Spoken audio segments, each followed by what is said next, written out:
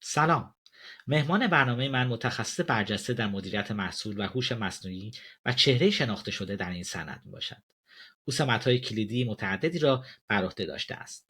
از جمله رهبری مدیریت محصول در شرکت نورتال لندن، مدیر ارشد محصول در گروه بانکداری لویدز و رهبری مدیریت محصول برای اپلیکیشن جام جهانی فیفا در قطر.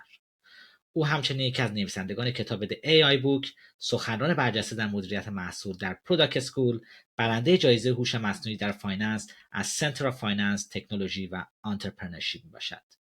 من امید معصومزاده هستم و این برنامه را از گرینویچ لندن ضبط می‌کنم. خانم ها و آقایان، پویا جمشیدیت.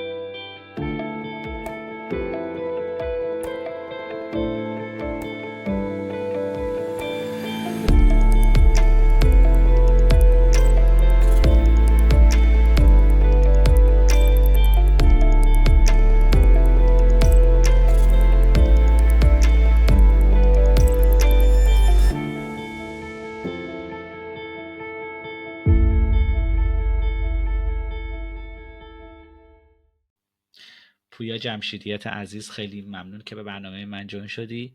سوال اولم اینه که در فرایند تولید یه محصول نرم افزاری نقش یه پروداکت منیجر یا مدیر محصول چی هستش در حقیقت؟ آقای جون، اگه بخوام یه استپ بک بکنیم که ببینیم اصلا پروداکت منیجمنت واسه چی به وجود اومده، فلسفه‌اش چیه، باید برگردیم به پراجکت منیجمنت، یعنی مدیریت پروژه.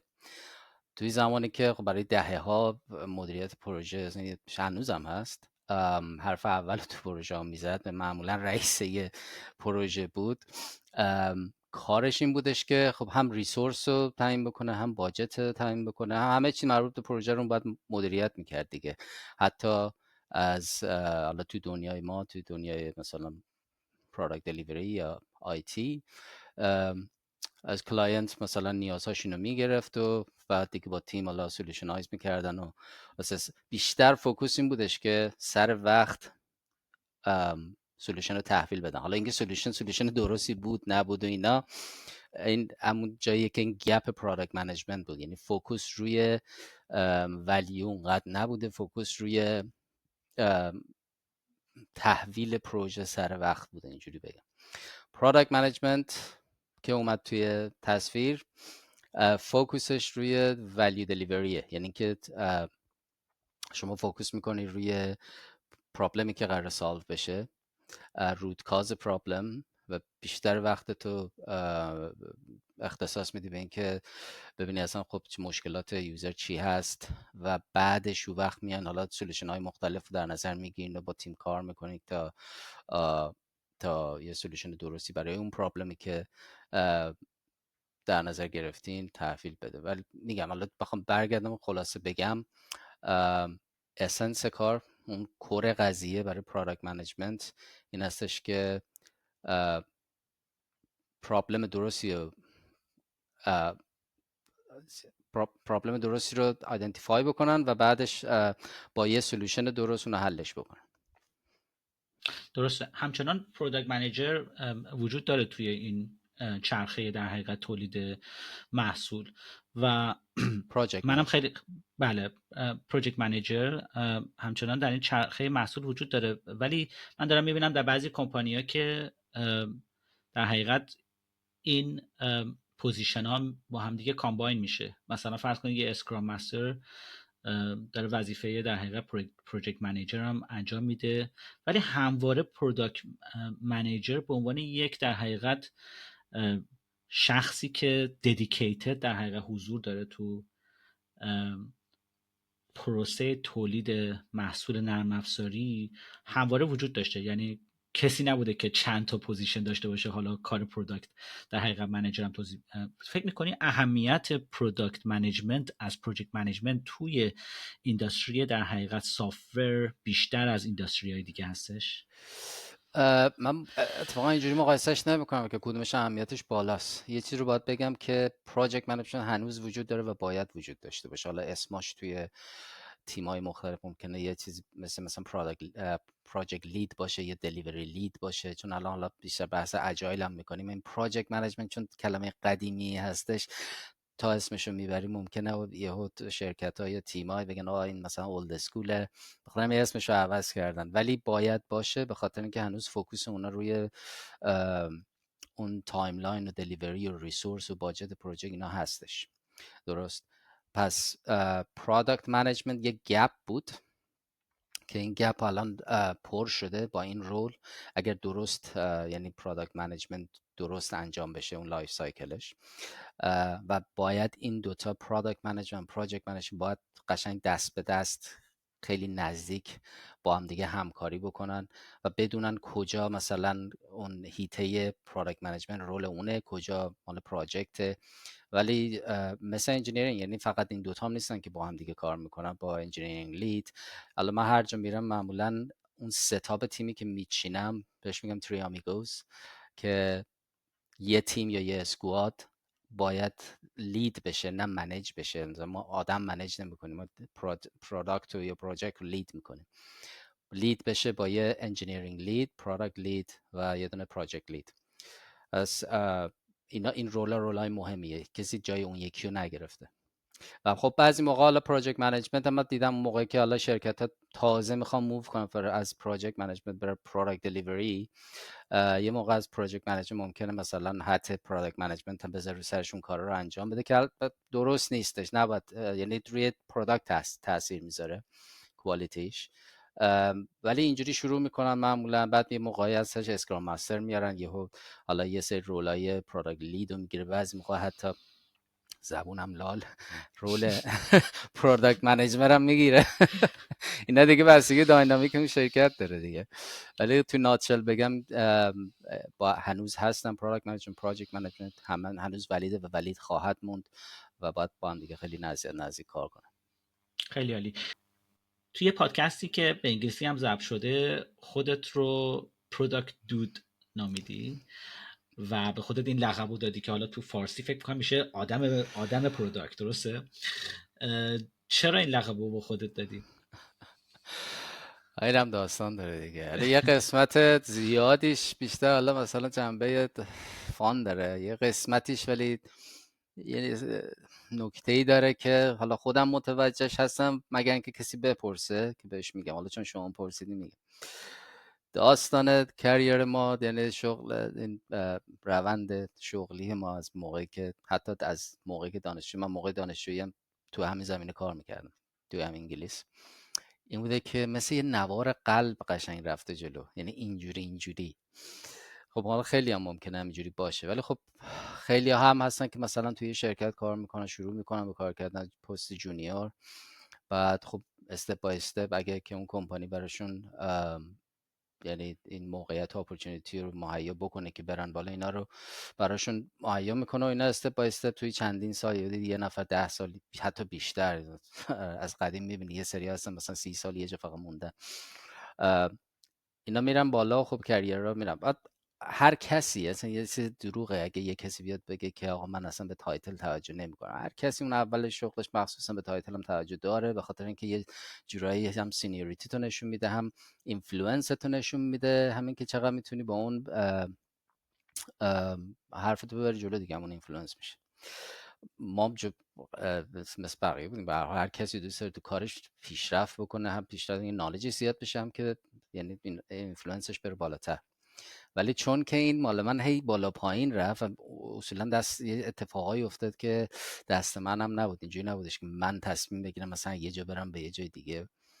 اینه که به یه نتیجه آخرش شاید مثلا همین درسی بوده که باید میگرفتم، این بودش که زیاد تایتل بیس نباید بشه. این که حالا آقا من مثلا تو لینکدین و این چیزا شما میبینید که تایتل ها اصلا عجیب و غریبه، من هد آف پروداکتم، من هد آف فلانم، توی کارشون هم شاید نباشن ها انصافا، و شاید هم باشن. ولی بخوام خلاصه بگم آخرش من به این نتیجه رسیدم که خصوصا تو کاری که من میکنم که حالا دائمی نیست، قراردادیه دیگه، اصلا تایتل اصلا مهم نیست. تو شما دیگه کار رو باید دلیورش بکنی. حالا اون اینفلوئنسی که میخوای داشته باشی، اون سینیوریتی که میخوای داشته باشی، دست خودته که چجوری ارنش بکنی، چجوری به دستش بیاری سر کار با نالجت، با خصوصا سافت اسکیلت اونا رو به دست بیاری. اینه که تهش به نتیجه رسیم که آقا ما شاکرتیم، خاک پاتیم، ما اون گوشه موشا نشستیم یه کار پروداکت میکنیم. منظور اینجوری بخوام ترجمهش بکنم اینه. اوکی، خب پس ترجمه پروداکت دو رو اینجوری ترجمه میکنیم آره، که اوکی، مخلصت پروداکت. مخلص پروداکت. خیلی جالب بودین. خب من میدونم که در حوزه هوش مصنوعی هم دستی براتش داری و میخوام این سوال ازت بپرسم که وقتی تو تولید یه محصولی پای هوش مصنوعی به وسط میاد، چه چیزایی تو فرآیند در حقیقت مدیریت محصول یا پروداکت منیجمنت تغییر میکنه؟ تجربه تو این زمینه چی هستش؟ هم خیلی چیزا وقتی توی جزئیات میریم، ولی یه سری پرینسیپل ها هستش که اصلا کاملا باقی میمونه و اصلا شما نباید به تکنولوژی نگاه بکنید. به عنوان پروداکت منیجر یا مدیر محصول، شما وظیفه همونجور که ذره تاچش هم کردیم جلوتر، که شما وظیفت اینه که مطمئن بشید روی مسئله درستی داری کار میکنی، واسه یه سولوشن یا یه پروداکت یا سافر درستی داری میدیم بیرون که هم اون پرابلم رو حل بکنه، همین که واسه شرکتی کار میکنی رونیو خوبی هم داشته باشه دیگه. مسئولیت شما اینه. حالا چه چیزایی به قول معروف داری که بتونی این کار رو انجام بدی؟ یکی تیم خوبه و یکی خب تکنولوژی که اون موقع هستش اویلیبل. حالا این تکنولوژی یه دونش ایایه، خب AI خودش یه دنیاییه، ولی یه دونش AI. شما کلاود هم داری، شما نمیدونم روباتیک پروسس اتوماسیون هم داری، شما خیلی چیزهای دیگه، شما نمیدونم بلاک چین داری. این خیلی مهمه و کار سختی هم هست. تو گفتنش خیلی آسونه که ما پروداکت منیجر، ما مدیر محصولات نباید تکنولوژی رو به عنوان یه تول توی جیبمون داشته باشیم، دنبال یه پرابلم بگردیم که این تکنولوژی بتونه حلش بکنه. این ذهنیت نباید باشه، ولی کار سختیه. چرا سختیه؟ به خاطر اینکه شرکتایی که میری کار، اگه شرکت مال خودت باشه که خب آره میتونی حرف اول و آخر بزنی، ولی شما معمولا خب اکثر ما برای کس دیگه ای کار میکنیم یا برای که حالا پرمننت باشیم، کانترکت باشیم، و توی اون شرکت ها خب آدمایی هستن که خب اینفلوئنسشون از ما بیشتره و اونا میگن آقا اون یکی داره AI کار میکنه، منم میخوام AI کار کنم، تو رو هم استخدام کردم که این کار برای من بکنی. خب دیگه اینجا نمیتونی بهش لکچر بدی که آقا من یک پروداکت منیجر هستم که به اصول عقاید این خیلی خیلی کامیتد دارم. بعد اینجا باید بگی خیلی خوب،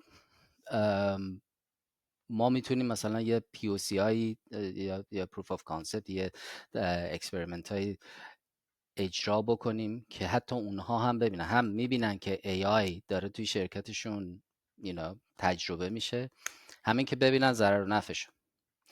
اینجا اون استراتژی معمولا منه که سعی میکنم اینجوری، و البته خب حالا دیتیلش هم زیاده دیگه، اینجوری به شرکت بفهمم اولا که این آیا اینوستمنت درستی هستش واسه این شرکت یا نه، و اگر هستش این ساید افکت ها هم داره و این چیزا هم داره. مثلا باید به ریسکش باید دقت بکنین.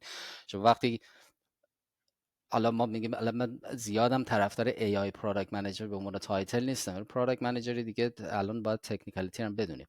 ولی حالا بخوایم یه ذره برم توی جزئیات، اگه شما پروداکت منیجری هستی که پروداکتت از محصولات AI استفاده میکنه، محصول یعنی از تکنولوژی AI استفاده میکنه، تکنولوژی AI هم چیزای مختلفه، باید نه فقط در حد کانسپت و یه ذره بیشتر در حدی که نه فقط بدونی چجوری کار میکنی، یه ذره بیشتر بری توش رو بفهمی و نباید بترسی از این موضوع. پس اول اینه که فرق اولیه اینه که یه مقدار با تکنولوژی دیگه از این بابت فرق داره که یه مقدار پیچیده تره و شما باید بدونی مثلا اگه پروداکتی داری که LLM تکنولوژیشه، باید بدونی در مورد، نه فقط اینکه که LLM چی هست و چیکار میکنه، باید مدل‌ها رو بشناسی، اون مدل‌های تیپیکالی که حالا استفاده میکنن، باید بدونی که مثلا ضعفش چیه، نقاط قوتش چیه، ریسکاش چی هست، اینا رو باید بشناسی. معمولا دیگه پروسس ولی تغییر نمیکنه. یه جای پروسس فرقی میکنه که معمولا پروسس پروداکت دلیوری حالا دیوآپس بوده، اینجا شما باید دیوآپس رو یه مقدار تغییر بدی به ML Ops. به خاطر چی؟ به خاطر اینکه حالا بخوایم با traditional مثلا software development مقایسه بکنیم، ایف و الس بوده، شما میدونی آوتکامت و آوتپوتت میدونی که میشه پردیکتش کرد، ولی آوتکام AI مدل یا پروداکتی که AI داره پاور شده با AI رو نمیتونید همیشه پردیکت بکنید مگر اینکه به اون لولی رسیده باشه که دیگه واقعا استابلیش شده باشه. بخاطر همین پست پروداکشن شما همین مانیتورینگ ادامه داره، فیدبک رو میگیریم یا با دیتا باید دوباره با یه سری دیتا ست جدید ترین بشه، دیپلوی بشه، دوباره گریجولی بره بیرون. این فرقا هستش دیگه تو حال. چجوری کامیونیکیت میکنی با در حقیقت اگزیکیوتیو تیما یا اینکه استیکهولدرایی که در حقیقت بالاتر خودت هستن وقتی میخوای یه در حقیقت توضیح بدی که یه پروژه به AI احتیاج داره یا اصلا نداره؟ مثلا فرض کن که بهت گفتن که آره ما خیلی دوست داریم که مثلا AI first کامپنی باشیم، توی کامپنی داری کار میکنی و اگزیکیوتیو تیما خیلی کین هستن که آره ما میخوایم AI first کامپنی باشیم، ما حتما میخوایم از لارج لنگویج مدل ها استفاده کنیم، ما میخوایم از AI استفاده کنیم. بعد تو نگاه میکنی میبینی که خب این مسئله سیمپله، واقعا به AI احتیاج نداره، من برای چی باید AI استفاده کنم الان قضیه رو کامپلکس کنم یا اینکه طول پروژه افزایش پیدا کنه برای اینکه اون دیوپس رو تغییر بدم به MLOps؟ چجوری اینا رو میتونی توضیح بدی و چجوری میتونی قانعشون بکنی که یه پروژه‌ای، حالا ممکنه برعکسش هم باشه، ممکنه واقعا AI کمک کننده باشه یه جایی، یعنی تو بدونی که آره اگر AI استفاده بکنی کار سریعتر میشه، آتپوت بهتری داری، ولی پروداکت منیجر همونجوری که گفتی یه نالج بالاخره اندازه‌ای داره در مورد AI، ولی همینجوری که بالاتر میری توی در حقیقت کامپنی این نالج تکنیکال کمتر و کمتر میشه، به جایی میرسه که دیگه نمیتونی در مورد LLM حتی اسمش هم نمیتونی بگی که من دارم اینو از کلاودی سونت نمیدونم فلان استفاده میکنم یا دارم از نمیدونم اوپن ای پی آی استفاده میکنم، ممکنه اون بالا حتی این اسما رو هم این ترمینولوژی ها رو هم ندونن. چجوری کامیونیکیت میکنی؟ خیلی سخته. اولا که communication is king، soft skill is king و تو کار ما soft skill اصلا یعنی communication حرف اولو میزنه، یعنی ما اون وسط هستیم. چرا؟ چون باید کامیونیکیت بکنیم با انجینیرینگ، کامیونیکیت بکنیم با دیزاینر، کامیونیکیت بکنیم با نمیدونم ریسک منیجمنت، کامیونیکیت بکنیم. یه بیزینس که میگیم تکنیکال نیست خودش تقسیم شده بر استیکهولدرهای مختلفی داره، درست؟ و ما اون وسطیم. حالا استراتژی اول که خب همه پروداکت منیجرها میدونن و خیلی هم در موردش صحبت میکنن، اون حالت امپاتیه که باید خودتو بذاری جای طرف و از دید اون مشکلاتی که داره یا مثلا مشکل داره، منظورم اینه که از دید اون بدونی که اون تو چه دنیاییه که داره این سوالو میکنه و چه توقعی داره از جواب تو. تو آخرش به عنوان مدیر محصول نمیخوای مثلا اینجوری باشی که باتل نک باشی یا یه کسی باشی که اونجا فقط داره میگه نه. شما تکست بوک خیلی از پروداکت کتابای مربوط به مدیریت محصول بخونی همشون نوشتن که باید بگی نو، نمیدونم. آره باید بگی نو ولی نه الزاما بگی نو، باید بلد باشی چجوری بگی نو ولی یه جور دیگه بگی نو، درست؟ حالا حالا استراتژی که من تجربه خودم میگم بدون که حالا تکست بوک کار داشته باشم، یعنی همون پرابلم ها، مشکلات، اون یوزر نیدای، اون چیزایی رو که هستش رو میاریم آقا رو تصمیم میگیم آقا اینا هستش و اینا لینکش میدیم به یه گول یعنی یه ابجکتیو بزرگتر که اون ابجکتیو از کجا میاد. اون ابجکتیو اصلا پروداکت ابجکتیو شرکته، ویژن شرکت، ویژن پروداکت هم شاید نباشه که نورث استار بهش میگیم، درست میگم؟ نورث استار متریکه، آره ولی آره اونم میشه. خب بعد یعنی یه سری یوزر نید داری، یعنی ریورس انجینیرینگ می از پایین میری بالا، سری یوزر نید داری، مپش میکنی به پرابلم رو مپش میکنی حالا به نورث استار یا معمولا حالا به ویژن کمپانی، درست؟ میگه خیلی خوب این یوزر نیدز این پرابلم ها با این مچ میشه، با این نمیشه.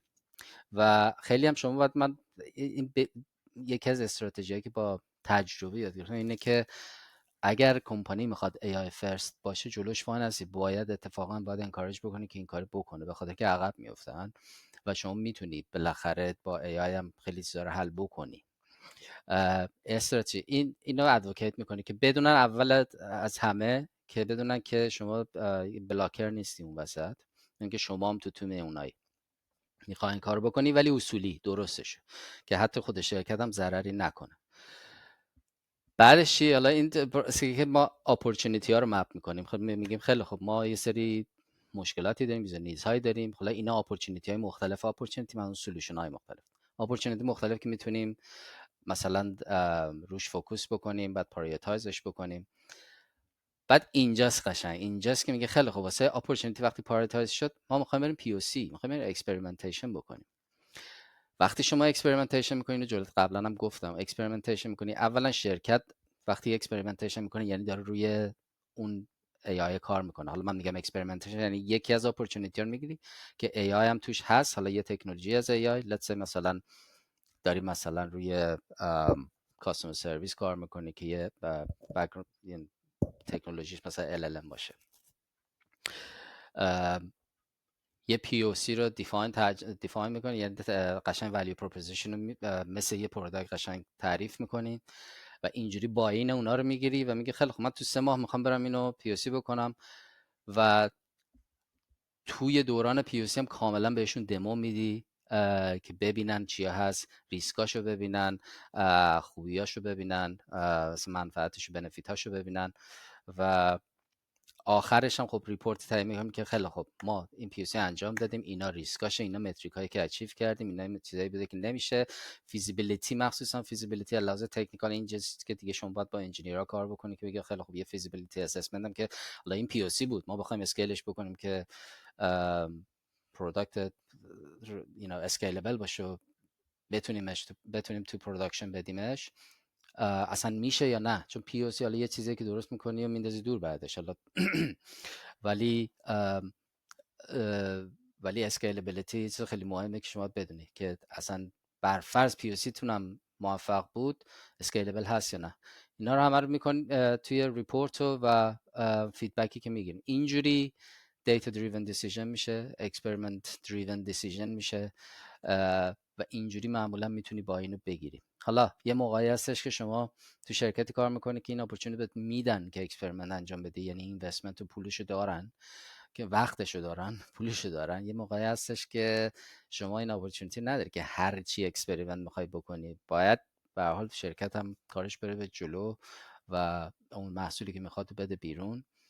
اونجاست که وقت شما اون میره بحث پرایورتایزیشن، چجوری کدومو پرایورتایز میکنی که اپورتونیتی و اکسپریمنتشو تایملاینشو کمتر میکنی اگر که بشه، و وقتی محصولت میخوای بدی بیرون گریجولی میدی بیرون که ریسکش هم پایین تر باشه.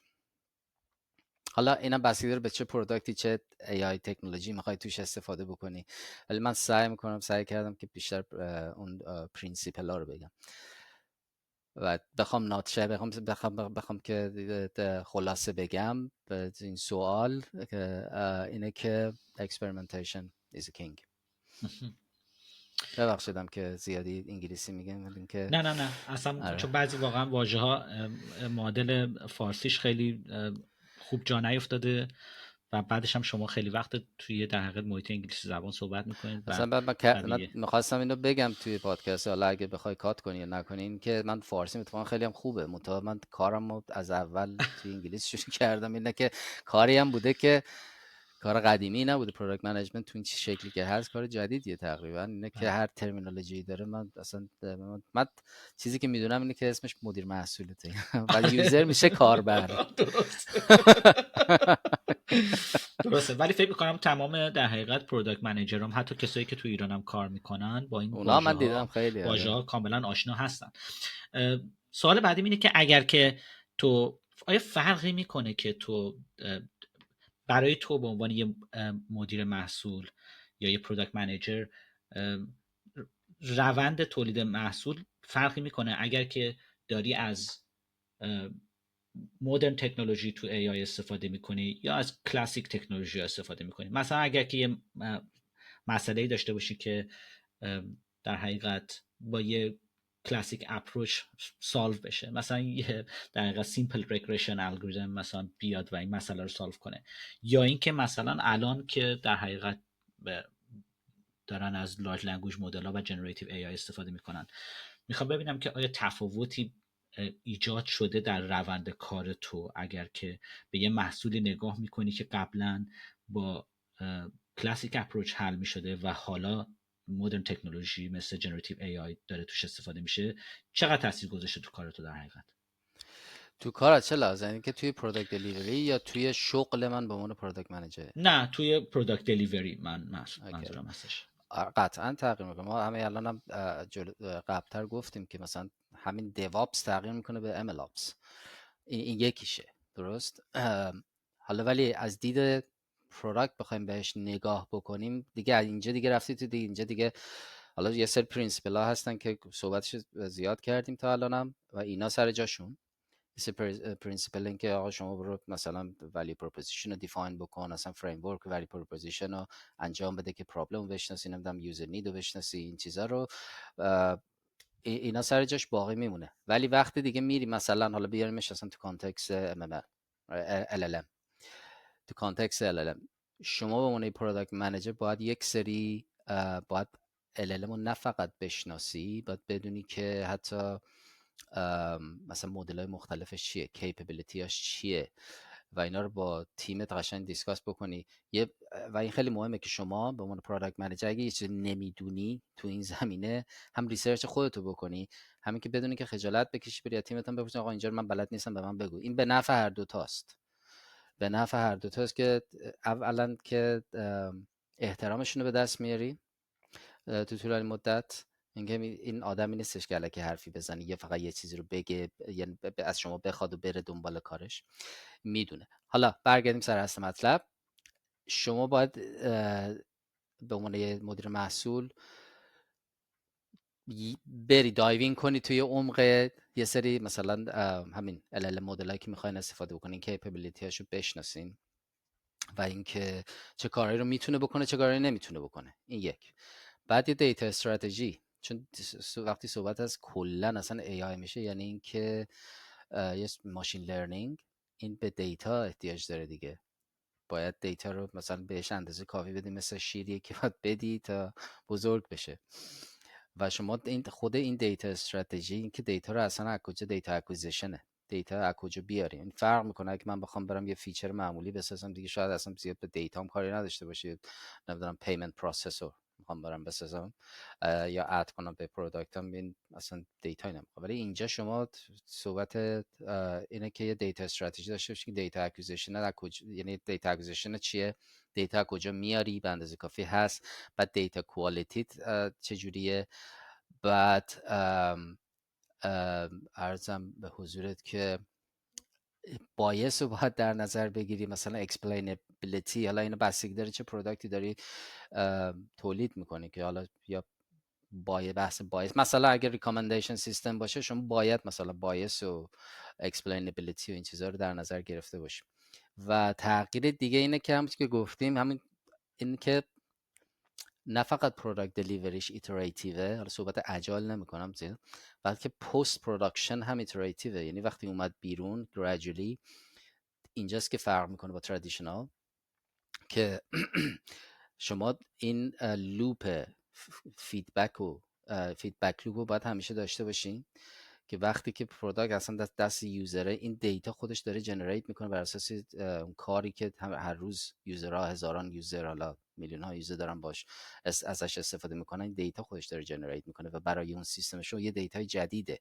حالا دیتا سیستم شما با یه سری دیتا قبلا ترین شده و شما به یه سطحی از کانفیدنت رسیدی، اطمینان رسیدی که میتونین کنه، ولی وقتی رفتش تو پورتال دیگه اونجا دنیای واقعیه. همین لوپ فیدبک و اینکه ترین بشه دوباره مدل، فاین تیون بشه بر اساس ریل لایف و دوباره برگرده بره توی پروداکشن این مسیر. خب اینا تغییرات یعنی تغییرات خیلی واضحیه که نسبت به منیج کردن یه سری نرم افزارها یا ترادیشنال یا اونایی که AI استفاده نمیکنن کاملا فرق میکنه. عالی. در مورد اکسپلینبیلیتی و بایا صحبت کردی. خیلی به نظر من چیز جالبی هستش که در موردش بحث بشه اینجا. به عنوان یه پروداکت منیجر چقدر اکسپلینبیلیتی اهمیت میدی؟ چون بعضی از مدل ها واقعا بلک باکسن، یعنی چیزی که تولید میکنن خیلی متوجه نمیشی که چرا داره این تولید میشه. البته تو لارج لنگویج مدل ها میتونی در حقیقت خود جاجمنت مدل رو داشته باشی که چرا این در حقیقت این استنتاج انجام شده. ولی حالا اگر که یه دیپ لرنینگ مدلی مثلا فرض کن که داشتی که یه چیز رو کلاسیفای میکرده یا یه آبجکتی رو ریکگنایز میکرده توی حوزه ایمیج پروسسینگ، خیلی هارده که متوجه بشی که چرا این انجام میشه. یا مثلا اگر یه دیپ لرنینگ مدل تو ریکامندیشن سیستم استفاده بکنی، خیلی سخت متوجه بشی که چرا مثلا این آیتم الان تو پوزیشن 10 قرار گرفته تو لیست تو، نیومده تو پوزیشن 2 قرار بگیره توی رنکینگ سیستم تو. چقدر این اکسپلینیتی مهمه برای پروداکت منیجر و چرا اصلا مهم هستش؟ اکسپلینیتی چرا مهم هست؟ به خاطر نیچر خود AI. نیچرش اینه که شما اوتپوت تو همیشه نمیدونی چیه، درست؟ و این خودش میتونه یه ریسک بزرگی رو برای یوزرت ایجاد بکنه. و اینکه شما حتی، حالا اونم بستگی به کامپلکسیتی مدلت داره، نمیدونی که خب چجوری به این نتیجه رسیده، درست؟ فرق میکنه با یه ترادیشنال مثلا سافر که شما میدونی مثلا داره السویف، میدونی کاملا در چیه بحث داستانش. دترمینیستیک و نان دترمینیستیک بودن اینجا. دقیقاً. خب از این بابت مهمه، بخاطر اینکه اوتپوت اوتکامش هم نمیدونی، نه فقط اوتپوت، اوتکامش هم نمیدونی و اکسپریمنت اینجا مهمه. ولی همونجور که گفتی کار آسون نیست. شما چیزی که به عنوان پروداکت منیجر شما باید در نظر بگیریش و کار کنی با تیمت، ببینی که خب چه جوری ما میتونیم سولوشنی رو درست بکنیم که این مدل به ما حتی توضیح هم بده که چجوری به این نتیجه رسیده، که ما بتونیم اون نتیجه رو توضیح بدیم برای یوزر. حالا یه سری پروداکت ها هستن، یه سری اینداستری ها هستن که اکسپلینیتی توشون اصلا از ماست اصلا نمیتونی شما در نظر، مثل اگه شما مورگیج اپلیکیشنت، یعنی وام خونه، بخوای مثلا اگه اون سیستمی که بانک داره بر اساس AI، مدل مختلف AI باشه، ماشین لرنینگ باشه، شما باید اکسپلینیتیولی 100% باید توضیح بدی که چجوری به این نتیجه رسیده. دیگه اینجا فرق میکنه با اینکه یه نفر نشسته با شما اینترویو کرده، صحبت کرده، به این نتیجه رسیده که به شما مورگیج بده یا نده. این 100% اینجا مهمه و اونجا باید حسابی کار بکنن که خب این نتیجه رو چجوری به یوزر بگن. ولی یه سری چیزا هم هست، مثلا بگیم حالا مثلا نتفلیکس مثلا بخواد به شما رکامندیشن این مووی بده، اگر هم که اشتباه بده دنیا آسمون به زمین نمیرسه. خب ولی خب این مهمه که شما محصولت یا رکامندیشن سیستمت یا نمیدونم مورگیج سیستمت اینا همه فیدبک لوپ رو داشته باشن، حتی یوزرت هم فیدبک بگیرن. و حالا میگم اکسپلینیتی با بایس فرق میکنه. دیگه اکسپلینیتی اینه که چجوری به این نتیجه رسیده، بایس اینه که شما ببینی که اون چیزی که ریکامند شده رپرزنتیتیو اون فوکوس گروپت هست یا نه. و اینا میگم دیتیلش بخوام بریم بستگی به پروداکتش داره چجوری انجام میشه، ولی کار راحتی نیست، مخصوصا واسه مدلایی که حالا دیپ لرنینگ توشون هست یا لارج لنگویج مدل ها هستش. و اینجا معمولا من خودم سعی میکنم که با تیم صحبت بکنیم، با دیتا ساینس، دیتا انجینیرینگ، دیتا ساینس، که اونا از اینپوت ازشون بگیم که چه جوری ما میتونیم همچین اکسپلینیتی رو اصلا داشته باشیم. از آیا مدل ما اصلا کیپبل هستش که این چیزو توضیح بده، ما خودمون میتونیم اصلا ببینیم که چه جوری به این نتیجه رسیده یا نه. اینا چالنجاییه که هستش دیگه. خیلی عالی بود توضیحت، مخصوصا اگزمپلی که در مورد وام یا مورگیج زدی خیلی جالب بود، به خاطر اینکه اگه این نفر واقعا مورگیجش یا وامش رد بشه، تو واقعا زندگیش باید تغییر توضیح ممکنه بدی که بکنه. چرا این رد شده و این بهترین مثالی بود که میتونستی بزنی و فکر می‌کنم شنونده ها بیننده های ما کامل متوجه شدن که اکسپلینبیلیتی چه معنی اینجا میده. من میخوام برگردم دوباره یک کمی عقب‌تر، یه چیزایی رو یادم رفت میخوام ازت بپرسم. خیلی یه چالشی هستش که این چالش وجود داره تو خیلی از کمپانی‌ها، وجود داره بین پروداکت منیجر و تیم در حقیقت ساینتیست هایی که در حقیقت روی ای آی کار میکنن، حالا دیتا ساینتیست ها، ماشین لرنینگ انجینیر ها، که خب خیلی پروداکت منیجر ها به پرکتیکالیتی اهمیت میدن و اون وقت دیتا ساینتیست ها خیلی به اینویشن اهمیت میدن، چون میخوان کار کول و اینا انجام بدن دیگه، میخوان مثلا چیزای باحال درست کنن. ولی از اون طرف پروداکت منیجرها انگار یه بلاکرن که آقا نه، ما اینجا باید این متریک رو ببریم بالا. حالا کاری ندارم تو میخوای بری نمیدونم فلان پیپر فلان رو مثلا ایمپلمنت کنی، یا میخوای چه میدونم یه لایبرری چه میدونم یه API مثلا هاگینگ فیس رو ایزی استفاده کنی، من اینو میخوام. این جنگه همیشه هست بین، در حقیقت من همیشه هم دیدم یعنی پروداکت منیجرها وقتی میان تو تیم میگم باز اومدن بگن نه، میدونی. میگم اینا تکست بوک خوندن، اینا کتابا رو خوندن و چجوری بالانس میکنی همچین چیزی رو؟ خیلی چیز مهمیه. من تو هر کمپانی که کار کردم این جنگه وجود داشته، یعنی که بچه‌هایی که حالا اومدن و نگاه میکنن میبینن که وای این تکنولوژی داره همینجوری مثل یه قطار سری میره جلو، اینا هم دوست دارن کارهای کول انجام بدن و تکنولوژی‌های جدید رو استفاده کنن، ایمپلمنت کنن. ولی از اون ور خب پروداکت منیجر با یه دونه در حقیقت متریک اون بالا وایساده، میگه آقا یا اینو میبرید بالا یا برام مهم نیست چی استفاده میکنی. میخوای برو مثلا مال 20 سال پیش یه الگوریتم بیار بزن، ولی این باید بره بالا. یعنی مثلا فرض کن یه متریکی که حالا یه جنرال متریک هستش برای مثلا فرض کن رونیو کمپانی، تو چجوری بالانس میکنی اینو؟ واقعا تو همین چالش رو داشتی؟ اولا سوالم اینه، تو این چالش رو داشتی و چجوری بالانس میکنی؟ چجوری این کار انجام میدی؟ فکر میکنم تا یه جاهای توضیح دادی، ولی دوست دارم که خیلی اکسپلیسیتلی در مورد این قضیه صحبت کنی. 100% اینجا همون جاییه که هم جاییه که من میگم قبلا بهش اشاره کردم که گفت صحبت از امپاتی کردم. امپاتی به فارسی چی میشه؟ چی میتونیم نزدیک بهش پیدا کنیم؟ همدردی مثلا، همدردی میشه دیگه. حالا همفکری، حالا بذار ما اینجوری ترجمهش کنیم که همفکری. ولی این همونیه که تو خودتو باید بذاری جای همه و ببینی که مثلا دیزاینره واقعا اصلا تو دنیاییه که میخواد بره یه چیز مونالیزا خلق کنه. خب باید اینو بدونی. انجینیری هم که گفتید دنیایی که آقا اینا گیگن، اینا تکنولوژی جدید میان، اصلا اینا همون چیزان، اینا همونن که آیفون استفاده نمیکنن، همه گوگل سامسونگن میشینن ساعت ها بحث میکنن که چرا الان گوگل که دیگه باید گوگل استفاده الان که گوگل پیکسل دیگه استفاده میکنن اصلا آی او اس. آره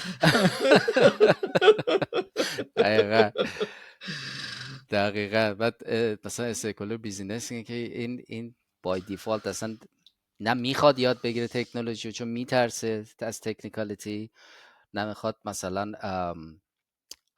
اتوریتیش کم بشه یا بهش اینا چیزاییه که اصلا از اون روز اولی که من اسمم شد پروداکت منیجر باهاش درگیر بودم و فکر میکنم بیشتر وقتم هم روی این گذاشتم و فکر میکنم همین و اینم یاد گرفتم که کتاب، تکست بوک اینا خوبه، مفیده، ولی واقعا تجربه اینو میگه که شما باید ادپتبل باشی سر کار. یه سری پرینسیپل هایی که مربوط به مدیریت محصوله رو بهش یعنی معتقد باشی و اجراش بکنی، ولی باید داینامیک اون کانتکست اون جایی که توش کار میکنی رو باید قشنگ و زود خوب بشناسی و خودتو ادپت بدی به اون، نه اینکه حالا مثلا مثل اونا بشی ولی ادپت بدی خودتو و اون پرینسیپل نه فقط توی جزئیات که وقتی میری باید جزئیات رو ادپتش کنی به این. اگه بخوای با تکست بوک پروداکت منیجر هر روز از یه دونه کتاب میاد بیرون، نمیدونم همه تو لینکدین صحبتشون میکنن، مارتین کاگان اینو گفته،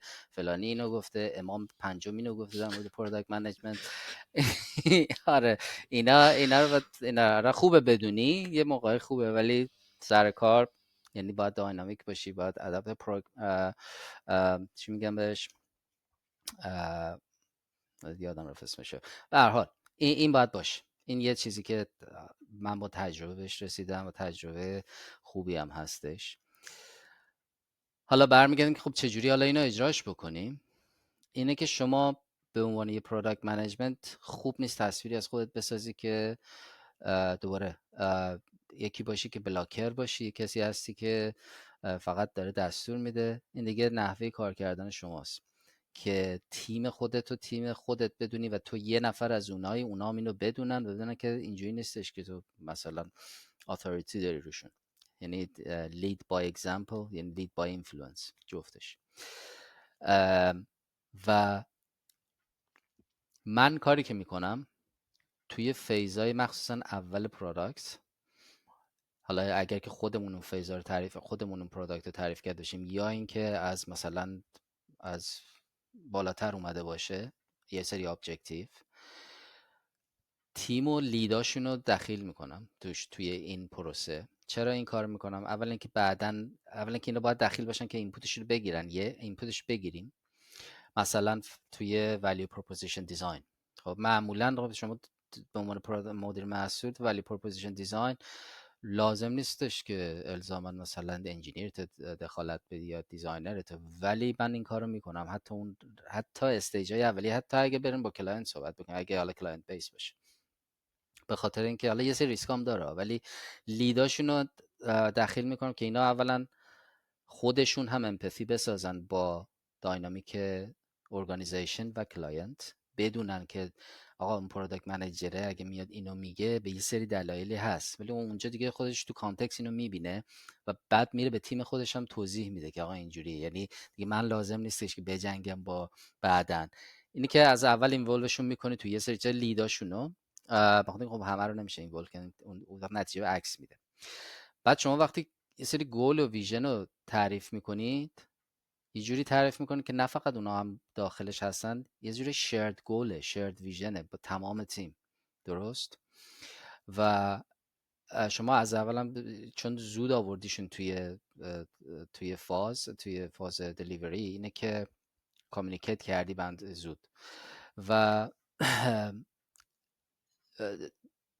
حالا آیدی های مختلفی که توی معمولا خب انجینیرها تکنولوژی های خیلی خوبی که میخوان استفاده بکنن، اینجا جای یک اکسپریمنتیشن خیلی خوب میتونه جوابگو باشه. همین که یه شرکت اولا دی ریسک میکنه، ریسک استفاده یه تکنولوژی جدید رو میاره پایین، همین که انجینیرها هم یه فرصتی پیدا میکنن که اون تکنولوژی جدیدی که میخوان و توی اون پی او سی ببینن چجوری کار میکنه و آیا مثلا میتونن لینکش بدن نتیجه رو به اون شیرد گول، شیرد ویژن شرکت یا نه.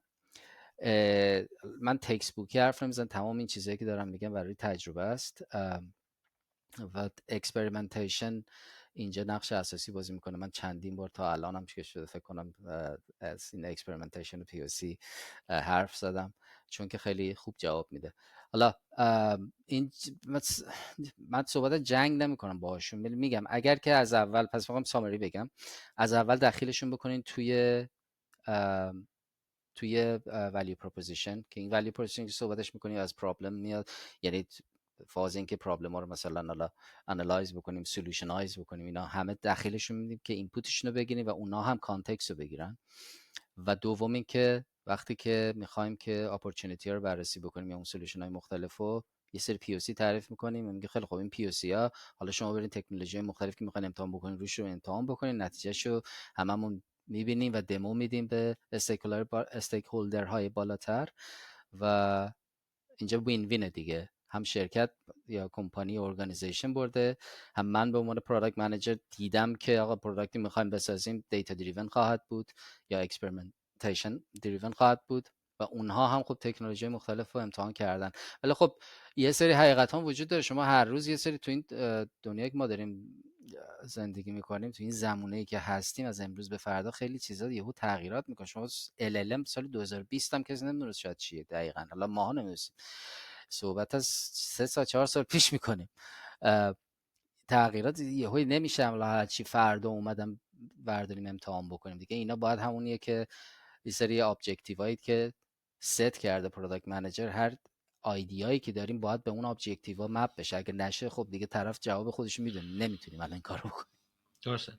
یه ایده‌ای هم که من همیشه تو ذهنم هستش برای اینکه این مسئله حل بشه و این حس اینوویتیو بودن برای این بچه‌هایی که واقعا تو میگی گیک هستن حفظ بشه، اینه که همیشه مثلا هر ماه یا هر چند ماهی مثلا یه هکتون مثلا توی شرکت، دقیقاً. چون این باعث میشه که در حقیقت اون حسشون در حقیقت ساتیسفای بشه که حالا یه کار کولی انجام میدیم. یا اینکه مثلا فرض کنید یه در حقیقت میتاپ های داخل کمپانی برگزار بشه که بچه‌ها بیان در مورد تکنولوژی های جدید صحبت بکنن. برای اینکه واقعا کسایی که حالا اینجوری هستن واقعا نمیشه این بذاری روز سرشون و بگی نه هیچ حرفی نزن و خاموششون بکنی. آره میرن.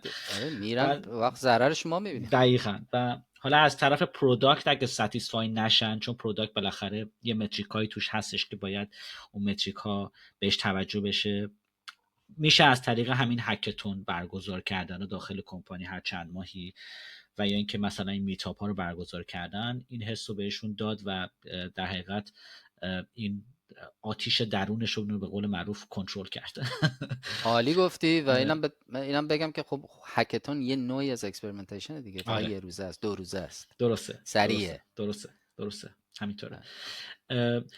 یه جایی من یه سوالی پرسیدم، گفتم که تکنولوژی‌های جدید مثل لارج لنگویج مدل‌ها چه تاثیر رو روند در حقیقت تولید محصول گذاشتن. بعد تو برگشتی گفتی که رو روند تولید محصول یا روی شغل خودم که پروداکت منیجره. برگردیم دوباره اینجا، واقعا چه تاثیر رو شغل خودت گذاشتن؟ اصلا یعنی عالی، یعنی واقعا من ترسناک نمیبینمش، ولی اصلا افیشنت تر. اولا اینکه هنوز هم میبینی که خیلیا هنوز فکر میکنن که اگر برن از جی پی تی یا جمنای چیزی رو بپرسن چیت کردن و این باید سیکرت باقی بمونه. و این طرز تفکر غلطی. من متوجه میشم ممکنه به داینامیک شرکتی کار میکنن، جایی که کار میکنن شاید اینجوری باشه، چون اونم به خاطر اینکه ادوکییت درست نشدن شاید.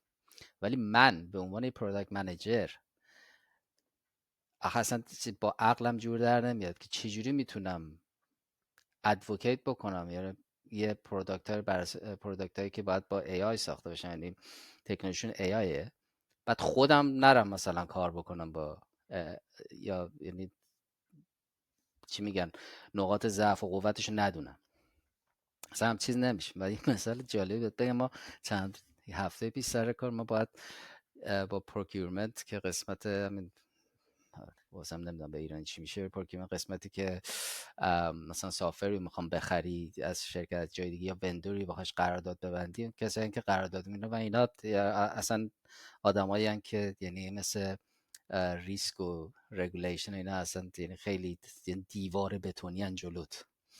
آره اینا یعنی افغان رستم از اینا.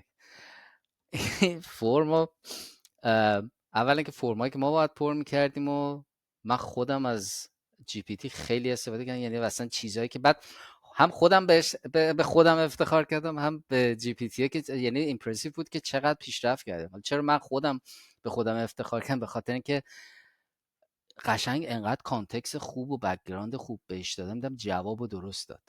درست، یعنی اینجوری نبودم که آقا من مثلا فلانم، من بهش حتی هر موقع من میخوام برم از جی پی تی یه چیز در مورد کار بکنم میگم I'm a product manager. همین خط اوله که بهش میدی تا آخر میخونه که آقا تو هر جوابی میخوای به این آدم بدی باید توی کانتکست پروداکت منیجمنت باشه. میگم I'm a product manager، بعد بهش میگم که خب مثلا من توی توریسم سکشن دارم کار میکنم، بعد بهش میگم پروداکتم اینه، بعد دیگه ادامه داستان. حالا اینا رو میگه که LLM چجوری کمک میکنه. اولا که توی آیدییشن خیلی کمک میکنه. من اینم یادم رفت داشتم داستان رو تعریف میکردم.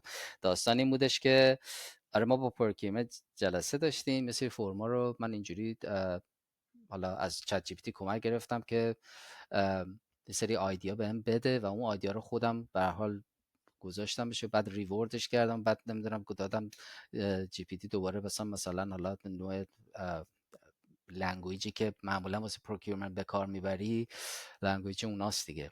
اونجوری که خلاصه داستان این فرما رو کردیم. ظرف مثلا فرمی که معمولا واسه یه شرکت مثلا 2 هفته طول میکشه، من 5 تا فرم پروکیورمنت 5 تا پروکیورمنت مختلف رو در عرض 2 روز انجام دادم و اینا رو فرستادم و همش اپرووال شد. حالا اپروو شد، همه رفتیم میتینگی، فکر کن پروکیورمنت که اصلا اولد اسکول و فلان، این اسکرین خودش رو شیر کرد و تبی که یکی تبا خوب آنلاین داکیومنت بود که ما بهش براشون فرستاده بودیم، تب بغلیشو جی پی تی بود پروکیورمنت. آره یعنی من فقط اونجا می‌خواستم به فارسی براش تایپ کنم، دمت گرم، حالا فارسی هم نیستم. بعد یعنی دیدم که ببین تا کجا رفته. آره. و این خیلی، حالا برگردیم به پروداکت منیجمنت، تو آیدییشن خیلی بهت کمک میکنه. و من کاری هم که میکنم، من فقط جی پی تی استفاده میکنم. من هر سوالی رو میپرسم از جمنای میپرسم، فرقش میبینم. اولا دو تا چیز میده بهت که خیلی چیزاش این کامنه، خیلی چیزاش هم نیست. یه موقعی یکیشون بهتر کار میکنه، یه موقعشون اون یکی حالا به هر دلیلی. و توی آیدییشن خیلی به من کمک کرد کل پروسه، این که چه چیزایی یه موقعی اصلا یه چیزایی رو میگه که من بهش حتی فکر نکرده بودم. توی حتی یوزر اکسپریانس، یوزر ریسرچ، یوزر دیزاین، توی حتی دیتا انالیسیس. من خودم خیلی دوست دارم که مثلا دست به، حالا من خودم کامپیوتر ساینس خوندم ولی هیچ وقت دیولپر نبودم. حالا اونم به جرنی من اینجوری رفته بود. ولی یه موقع وقت گیر بیارم خودم مثلا ریفرش میکنم، مثلا چه من پایتون یاد بگیرم فلان. ولی یه موقع وقت نیست که من برم یاد بگیرم بعد مثلا اینو کدو بنویسم که مثلا دیتا رو برای من انالیز کنه برای یوزر ریسرچ و این چیزا. جی پی تی یا جمنای اصلا یعنی ظرف، یعنی کاری که من شاید 10 روز طول بکشه بکنه برم یاد بگیرم و فلان و زیر یه دقیقه به من میده. توی تمام فازهای پروداکت منیجمنت، توی همون ولی پروپوزیشن دیزاین، توی آیدیا دیسکاوری، توی یوزر ریسرچ، توی حتی حالا اینا رو که دیگه من انجام نمیدم، حالا پروداکت اونرای توی اسکواد انجام میدن. اکسپتنس کرایتریا، یوزر استوریا، اصلا چیزایی رو میده که موقع من امتحان میکنم این چیزایی رو میده که اصلا تو بهش فکر نکردی ولی میدونه. اگین یعنی دوباره میگم بسیده کانتکست بک‌گراندی که بهش دادیم داره. آره توی اینا خیلی به من کمک میکنه و من دارم سعی میکنم که اینو جا بندازم هر جا که میرم، که اولا ما اگه کار نکنیم با این نمیتونیم از بقیه انتظار داشتیم کار کنیم. یک، دو اینکه جایی که کار میکنی یعنی چیتینگ نیست، اصلا هیچ ربطی نداره. چیتینگ موقعی که شما همینجوری بدی یه سوالی ازش بپرسی، هر چیزی که بهت گفته کپی کنی پیست کنی، اون اصلا کار درستی نیستش دیگه، اون میشه مقلد بودن، درسته. تقلید کردن. درسته. ولی شما آخرش اصلا جاجمنت توه. اصلا ما داریم چی میگیم؟ از اولم گفتیم AI is there to augment a human being، یعنی AI اومده که تو کمک بکنه، آخرش جاجمنت مال خود، حداقل تا الان. حالا بعدا ممکنه انقدر پیشرفت بکنه که جاجمنت هم داشته باشه، ولی نقش هیومن، نقش آدم به خاطر خیلی چیزا نمیشه اصلا نادیده گرفته بشه، به خاطر یه چیزایی هست که دیگه تکنولوژی نمیتونه. روحو دیگه من نمیدونم چه جوری میخواد، یه سری چیزا از ما میبینیم، حالا یه سری اون میبینه ما نمیبینه، یه سری ما میبینیم اون نمیبینه. درسته. من تقریبا چند وقت پیش یک پستی رو توی چنل اینستاگرام پادکست گذاشتم که در حقیقت مکنزی ریسرچی انجام داده بود که شرکت ها در حقیقت چجوری دارن از جنراتیو ای آی استفاده میکنند و نه تو حوزه پروداکت، برای کار روزمرهشون. و این نشون میده که در حقیقت توی دنیا به خصوص اروپا و آمریکا روند خیلی رو به رشده و امیدوارم که تو ایران هم به همین شکل باشه. نمیدونم دسترسی ها تو ایران به چه ترتیبه، چقدر دسترسی به چت جی پی تی دارن، چقدر دسترسی به جمنای دارن که بتونن استفاده بکنن، ولی صاحبان مشاغل باید اپریشییت کنن استفاده از این در حقیقت محصولات رو، برای اینکه پروداکتیویتی همونجوری که تو گفتی افزایش میده و کمک میکنه تو هر حوزه‌ای، تو هر حوزه‌ای که شدت شما نگاه بکنید پروداکتیویتی رو بسیار افزایش میده. من که خودم به شخص چت جی پی تی اولین چیزیه که روی کامپیوترم باز میکنم وقتی کارمو شروع میکنم و و حتی به همینه که به فارسی وجود داره، شما میتونید فارسی هم باش صحبت بله بکنید، وایس هم بنویسی. بله این و خیلی عالیه. اینکه اگه حالا اکسس داشته باشن بچه ایران که فکر میکنم حالا به یه طریقی میتونن دیگه، فکر نمیکنم اون قدم فیلتر باشه جی پی تی، نمیدونم نمیدونم، من شاید هم. اصلا با خبر نیستم. البته یکی دو تا کامپنی هم هستن که دارن سرویس میدن تو ایران که این مدل ها رو، حالا هم مدل های در حقیقت اوپن سورس رو اومدن فاین تیون کردن مثل لاما 3 و مدل های دیگر رو اومدن باز کردن برای ایرانیا. فکر کنم یه دونشون AI اول، فکر کنم یه اپلیکیشنی هستش که کامپنی تو دبی هستش و داره سرویس خوبی رو تو ایران تازگی شروع کرده داره میده و باید استفاده بشه. تاثیر خیلی مثبتی در پروداکتیویتی داره و همونجور که گفتی اگه استفاده نشه واقعا جای سوال داره. و حتی اینجا در بریتانیا کامپنی‌ها در حقیقت برای کارمنداشون حتی این ورژن پولی چت جی پی تی یا جمینای خریداری میکنن بهش میدن، یعنی میگن بیا و استفاده بکن با زور همین فردا استفاده بکن، چون یه میدونیم سریش هم که خودش چیز میکنن دیگه، مدل خود جی پی تی رو برمیدارن کاستماایزش میکنن کاستماایز توی میکنن. شرکت، به خاطر اینکه خب مثلا یه سری داکیومنت رو که بخوای بدی آنالیز سنسیتیو. بکن نمیتونی، یا سنسیتیو دیگه آره. نباید بدی به در چیز. حقیقت آره، بعضی از کمپانی ها مثلا چه میدونم خودشون حتی قراردادایی با گوگل میبندن که در حقیقت جمنای داشته باشن ولی روی حالت در حقیقت پرایویت، که این دیتا ها بعدا برای ترینینگ استفاده نشه یا انکریپت بشه. ولی خب به هر حال بچهای خیلی ایران مهم. فقط اکسس داشته باشن، آره حالا تعریف از خودی نباشه، ولی چون خودمون ایرانی هستیم میدونیم که پتانسیل بالاست، خیلی فقط خیلی اکسس متاسفانه. خیلی. سوال دیگه ای دارم، اینه که خب الان لارج لنگویج مدل ها اومدن و یه مقدار AI بیشتر در دسترس شده. یعنی که قبلا تو حتما باید یه AI ساینتیست، یه دیتا ساینتیستی میداشتی که چه میدونم PhD تو استاتستیک یا ماشین لرنینگ داشت، بعد میومد برات مثلا 2000 خط تنسر فلو مینوشت تا یه مدل رو درست میکرد، بعدش هم تو هیچی ازش نمیفهمیدی داره چجوری میکنه، خلاصه اونجا برای خودش ریاست میکرد. الان دیگه همه خیلی راحت میتونن از AI استفاده بکنن و کار یه مقدار آسان‌تر شده. بعضیا میگن که دیتا ساینس کلا is dead و فوکوس الان بیشتر روی پروداکته، یعنی کردیت الان میره سمت کسایی که دارن روی پروداکت کار میکنن. و بعضی میگن نه، همچنان بالاخره MLOps همچنان حرف اول رو میزنه و بالاخره این مدل ها در بعضی مواقع به فاین تیونینگ احتیاج دارن و اون نالج و اینسایت اون دیتا ساینتیست خیلی مهمه که چجوری از این مدل استفاده بشه، چجوری اولویت کنه مدل رو. و تو بعضی حوزه هم خب همچنان لارج لنگویج مدل به خاطر اینکه جنراتیو ای آی هستش، تو بعضی حوزه ها همچنان کاربردی هم نداره واقعا. تو چی فکر میکنی در مورد این قضیه؟ آیا این شیفت وجود داره؟ چون من دیدم تو بعضی پادکست ها در حقیقت بعضی ها میگن که دیگه همه چی پروداکته، الان دیگه کار دست پروداکت منیجرها و برو به بالا و پروداکت بسازیم، دیگه ما احتیاجی واقعا اونقدر به نالج تک نداریم چون همه چی دموکراتایز شده تو AI.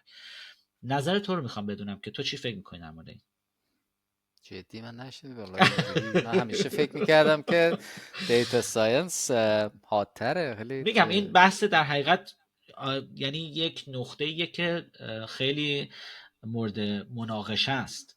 بعضیا میگن نه همچنان دیتا ساینس همچنان هست، بعضیا میگن حتی میتونی تایتل هم پیدا بکنی اگه سرچ کنی رو گوگل که دیتا ساینس is dead.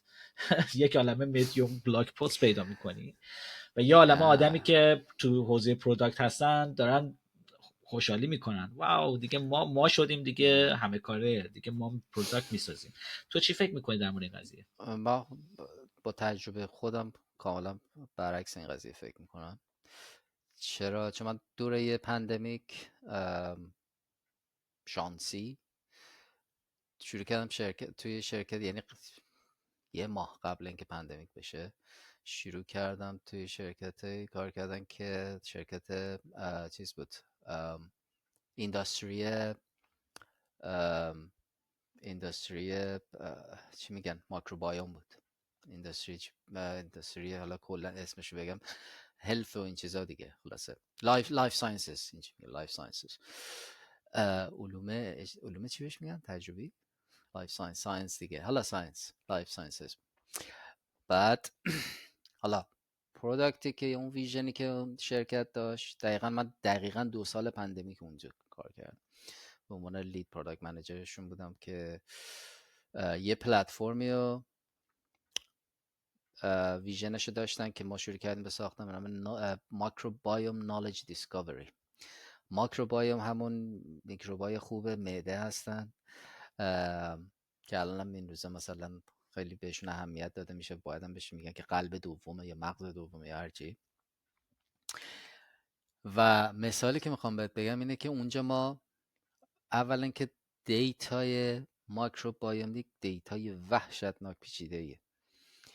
اصلا قابل مقایسه با نمیدونم آن استراکچر دیتای حتی مثلا اینداستری عادی هم نیستش. یه چیزی صحبت نمیدونم بیلیونز و زیلیونز دیتا از این ماکروبایوما داریم که آنالیسیس میکنه حجم. این پلتفرم عملا یه پلتفرم دیتا ساینسی بودش که فقط دیتا ساینس ها قرار نبودش که باش کار بکنن. بیزینس استیک هولدر هم میتونستن از این پلتفرم استفاده بکنن که دیتا رو انالیز بکنن، که مثلا بگن آقا دیزیز فلان دیزیز، مثلا بتونن روی نالج گراف مثلا ببینن که حالا مثلا چیا مثلا indirectly به کجا میرسه که مثلا چی ممکنه مثلا مسببش باشه. و ما اون نالج گراف رو مثلا یک کاری که میکردیم این بودش که به یه شکلی چیز میکردیم، چون نالج گراف حالا بخواد حالت مایند مپ بشه خیلی کامپلکس میشه، یه شکل بود که بتونید درست نویگیتش بکنی. حالا پوینتی که میخوام بهش برسم اینه که این دیتا انقدر کامپلکسه که اصلا کار پروداکت و پروداکت منیجر رو، ما تمام کسایی که باش هر روز کار میکردیم یعنی اکسپرت اون دومین بودن، پی اچ دی ها، این ساینتیست بوده، لکچرر بوده اصلا اونجا. حالا بماند که کار کردن با اونام کار آسونی نیست، نه فقط بخاطر پی اچ دی دارن، بخاطر لکچرر هم بودن و اینا اصلا توی دنیای دیگن و اصلا یه جورایی حالا اکسپکتیشن هاشون حتی توی اینتراکشن های معمولی فرق میکنه. توی من دانشگاه اصلا باید بگن سر بشون. حالا اون به کنار، ولی اونا بودن که اصلا نمیشه من پروداکت منیجر مثلا، مگر که من هم یه ساینتیستی می بودم که بعداً شیفت کرده بودم رو پروداکت منیجمنت، که وقت شاید بهتر بود اوضاع. و من بعدا خودم به این نتیجه رسیدم توی اون اینداستری باید اصلا همینجوری باشه، باید ساینتیست باشی بعد شیفت کنی روی پروداکت منیجمنت، یعنی اونا رو یاد بگیری که بتونی اصلا واقعا بفهمی، چون اصلا نمیشه. حالا صحبتم اینه که و خیلی از این دامین اکسپرت ها، سابجکت ماتر اکسپرت ها، ساینتیست هایی بودن و دیتا ساینتیست ها بودن و اینا اصلا بدون اینا اصلا نمیشد. حالا پوینتی که میخوام بهش برسم یک این بودش که بسته به کامپلکسیتی اون اینداستری، بسته به کامپلکسیتی دیتا، اصلا شما قابل تصور نیست که شما اصلا دیتا ساینس نباشه یا اتومیت بشه کاملا، به خاطر اینکه میگم توی لایف ساینس، توی هلت، اینا سنسیتیو، اینا نمیشه جاجمنت آدم اصلا حذف کرد. حالا دیتا ساینس هم خودش، دیتا ساینتیست هم خودش جاجمنت داره دیگه، بالاخره یه سری توی محیط بیرونش داره میبینه که اون سیستم نمیتونه ببینه. کلا آره، من با این مثال میخوام بگم که نه اینجور نیست، دیت که نیست که هیچی، اصلا حالا کار داریم. اگه من فکر میکردم اگه یه چیزی دیت باشه شغل ماست. خیلی جالب. میگم بسیار بحث مناقشه برانگیزیه، برای اینکه حالا بعد از پادکست که ضبط شد یه چند تا به قول اون دوستمون سرچ ریزی انجام بده و ممکنه که پیدا بکنی این مقالاتی که نوشته شده تو این حوزه که دیتا ساینس ایز دد و از این داستان ها. ولی خب میخواستم نظر تو به عنوان یه شخصی که تو پروداکت هستی و ازت بپرسم، برام جالب بودش. برگردیم به اینکه چقدر پادکست گوش میدی خودت؟ سوال خوبی کردی. من با افتخار میخوام بهت بگم که کتاب خیلی کم میخونم. حالا چرا میخوام بهت با افتخار بگم؟ منظورم این نیستش که من اصلا نمیخونم. قدیما کتاب خوندن خب خیلی چیز، یعنی دانش بر اساس اینکه چقدر کتاب میخونی سنجیده میشد.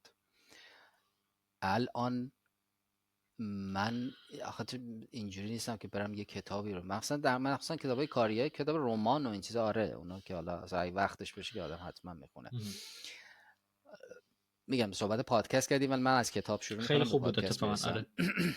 کتاب نمیخوام، به خاطر اینکه شما یه کتاب 200 صفحه اصلا بگیم سرعت معمولی بخونی، اول باید با نمیدونم این شروع بکنی که طرف به کی تقدیم کرده، بعد یه سری نمیدونم اینتروداکشن و فلان و بیساری ازش تعریف کردن، تا برسی به آخر یه سری چیزا 200 صفحه 199 صفحه اول یادت رفته اگه مغزش مثل من باشه. یه سریای حالا باهوش‌تره. ولی من خیلی میخونم، ولی کتاب نیست، خیلی گوش میدم، خیلی میبینم. من یه چیزی رو بخوام یاد بگیرم، چت جی پی تی دارم مثل همه. من خیلی آدمم که ویژولی باید یه چیزی ببینم، اگه که مثلا کورسی باشه که ویژوال یعنی ویدیو باشه، اونو ترجیح میدم به اینکه حالا کتاب باشه. و خیلی تارگتد. قبلا خب میرفتم بلاگ پیدا میکردم میخوندم گوگل سرچ، الان با چت جی پی تی اول میرم اون سوالم مطرح میکنم جوابو میگیرم، بعد اگه دیدم واقعا احتیاجه میرم مثلا ریسورس ها رو میخونم تارگتد دیگه. پادکست خیلی گوش میدم و نه فقط پادکست کاری، حتی پادکست های معمولی. اصلا من خیلی عشقش اینه میشینم تو ماشین موزیک رو میزنم. من میشنم عشقم اینه که 2 ساعت فقط پادکست رو گوش بدم. حالا پادکست ممکن نمیدونم فوتبال باشه، اکثرا فوتباله،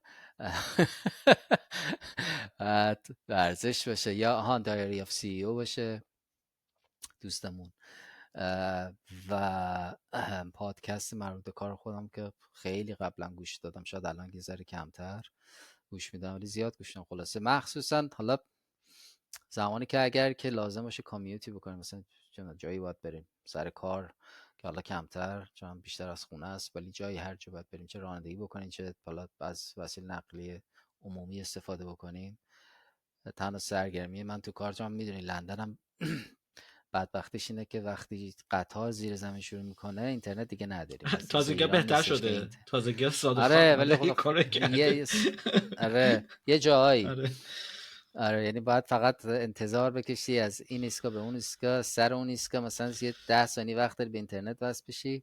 دانلود کنی همه به رو بعد بری. جای آره به جای اینکه این کار بکنم آقا پادکست خودم دانلود میکنیم مثلا از اول تا آخر، اصلا موبایلت هم میذاری تو جیبت راحت گوش میدی. و آره زیاد گوش میکنم و فکر میکنم چیز خیلی خوبه. حالا این پادکست اگه بخوام با اودیو بوک چیزش بکنم، مقایسهش بکنم، باز من پادکست رو دقیقا اون چیزی که من بهش گفتم تارگتته، یه موضوعه و 1 ساعت ممکنه داره. اودیو بوک هم خوبه، خب خیلی خوبه برای کسایی که وقت ندارن بشینن کتاب بذارن جلوشون، ولی اونم دوباره همون چیزی که دیگه ممکنه حوصله منو سر ببره. البته یه اپلیکیشن هایی هم اومده که در حقیقت بوکو سامرایز کردن و بعد آدیو کردنش.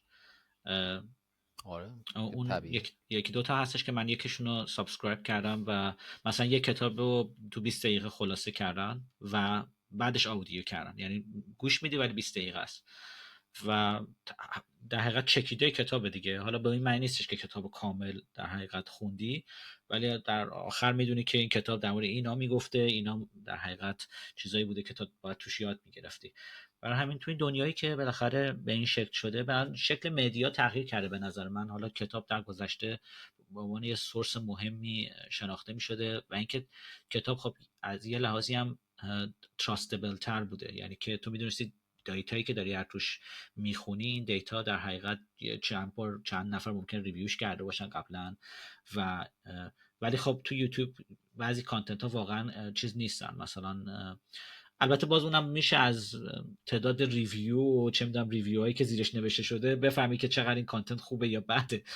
ولی به هر حال همونجور که تو میگی خیلی شکل مدیا تغییر کرده. منم خیلی اطلاعاتم رو از روی یوتیوب و روی پادکست و چت جی پی تی که تازگی هم اومده و خیلی اطلاعات از اونجا میگیرم. و درست میگی. پادکست دوست داری چند تا پادکست رو نام ببری برامون؟ و میگم قبلش یه سوال میخوام ازت بپرسم. اولین اودیو بوکی که گوش دادی فکر میکنی کی بوده؟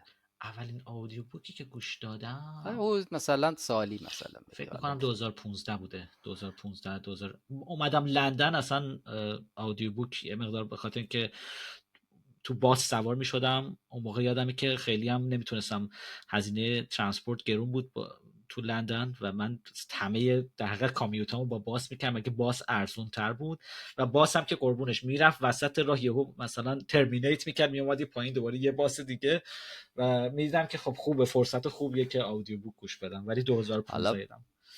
من میخوام بهت بگم که تو از خیلی وقت پیش با اودیو بوک آشنا بودی، خودت نمیدونستی اسمش اودیو بوکه. چی بوده؟